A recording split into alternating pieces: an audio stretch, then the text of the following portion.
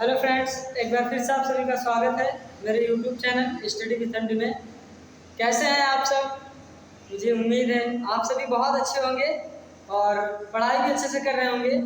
तो आज की वीडियो में हम बात करेंगे क्लास 12 बायोलॉजी चैप्टर नंबर 4।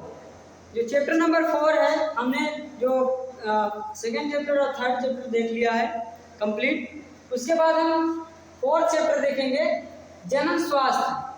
जनन स्वास्थ्य क्या होता है इसके बारे में देखेंगे। और सबसे पहले हम इस चैप्टर में देखेंगे क्या क्या पढ़ना है, यानी ओवरव्यू के बारे में। तो इस वीडियो में हम इस जनन स्वास्थ्य जो चैप्टर नंबर 4 है इसका ओवरव्यू देख लेते हैं। तो सबसे पहले जनन स्वास्थ्य का ओवरव्यू जो देखेंगे हम क्या होता है। ओवरव्यू है, इसमें क्या आएगा, पहला टॉपिक जो है वो जनन स्वास्थ्य के बारे में ही देखना है कि जनन स्वास्थ्य है क्या। तो उससे संबंधित पहला टॉपिक जनन स्वास्थ्य ही रहेगा। ओके, दूसरा टॉपिक जो है इसकी कैसे कार्यनीति जो है, दूसरा टॉपिक कार्यनीति, जनन स्वास्थ्य की जो कार्यनीति होती है उसके बारे में देखना है। तीसरा जो टॉपिक आएगा इसका, यानी कि जनन स्वास्थ्य का उद्देश्य क्या है, क्यों जनन स्वास्थ्य पढ़ाया जाता है, क्यों जनन स्वास्थ्य को हम लोग पढ़ते हैं, तो उसका उद्देश्य क्या है, पर्पस क्या है। तो उद्देश्य के बारे में पढ़ना है। उसके बाद जो है नेक्स्ट टॉपिक जो है वो है उर्वभेदन।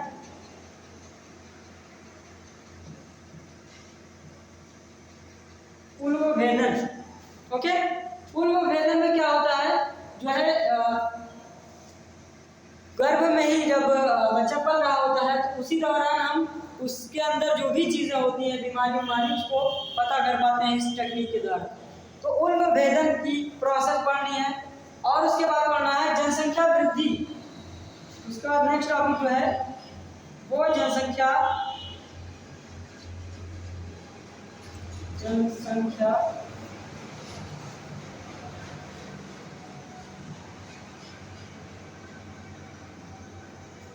वृद्धि को पढ़ना है। उसके बाद जनसंख्या विस्फोट पढ़ना है। जनसंख्या विस्फोट, जनसंख्या वृद्धि और जनसंख्या विस्फोट दोनों एक दूसरे से रिलेटेड ही हैं। उसके बाद पढ़ना है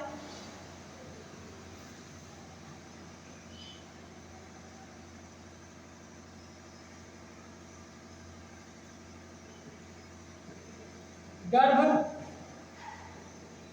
निरोधक उपाय, यानी कि गर्भ निरोधक उपायों को पढ़ना है कि किस तरह से हम गर्भ धारण होने से रोक सकते हैं। तो इन सबको पढ़ना है। उसके बाद जो है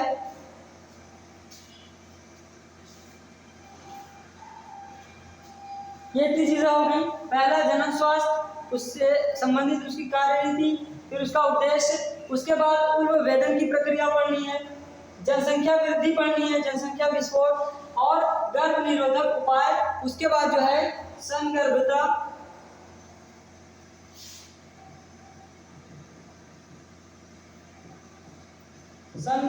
का चिकित्सीय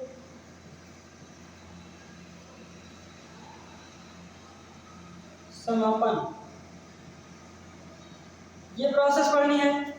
यानी इसमें क्या होता है, गर्भ निरोधक उपाय में गर्भ धारण करने से रोकने के उपायों को पढ़ना है कि किस तरह से हम गर्भ धारण को रोक सकते हैं। और अगर बाय द वे कि गर्भ धारण हो गया है तो उसका चिकित्सीय जो है चिकित्सा के द्वारा कैसे हम उसका समापन कर सकते हैं उसको पढ़ना है।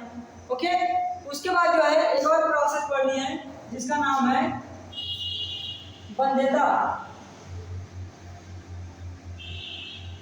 वंध्यता को पढ़ना है, यानी कि अगर इसमें क्या है, वंध्यता में जो है कि किसी में मान लो बच्चे नहीं हो रहे हैं तो उसको किस तरह से साइंटिस्ट जो है इसमें टेक्निक कुछ ऐसी टेक्निक होती है जिनके द्वारा क्या है उनमें भी गर्भधारण को कराया जा सकता है।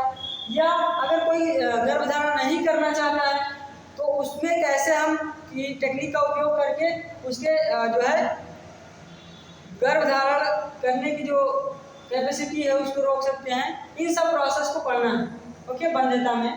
तो ये था ओवरव्यू इस चैप्टर का जनन स्वास्थ्य के अंतर्गत, कि जनन स्वास्थ्य के संबंध में कि जनन स्वास्थ्य क्या होता है और क्यों आवश्यक है, उसकी कार्यनीति यानी जनन स्वास्थ्य को हम कैसे जो है बनाए रख सकते हैं, जनन से संबंधित अपनी स्वच्छता को, और उसका उद्देश्य क्या है, क्यों आवश्यक है, ये सारी चीजें पढ़नी है। उसके बाद भेदन, जनसंख्या वृद्धि, जनसंख्या विस्फोट और गर्भ निरोधक उपाय, संगर्भिता का चिकित्सीय समापन और उसके बाद बंध्यता, ये सारे टॉपिक इस चैप्टर में पढ़ने हैं। तो ये था ओवरव्यू कि आई होप कि ये वीडियो आप लोगों को समझ में आई होगी कि इस वीडियो में इस चैप्टर में पढ़ना क्या है। तो वीडियो को लास्ट तक देखने के लिए आप लोग का बहुत बहुत धन्यवाद। मिलते हैं नेक्स्ट वीडियो में और स्टार्ट करते हैं हम इस चैप्टर का पहला टॉपिक, ओके। तो मिलते हैं नेक्स्ट वीडियो में, तब तक के लिए जय हिंद जय भारत।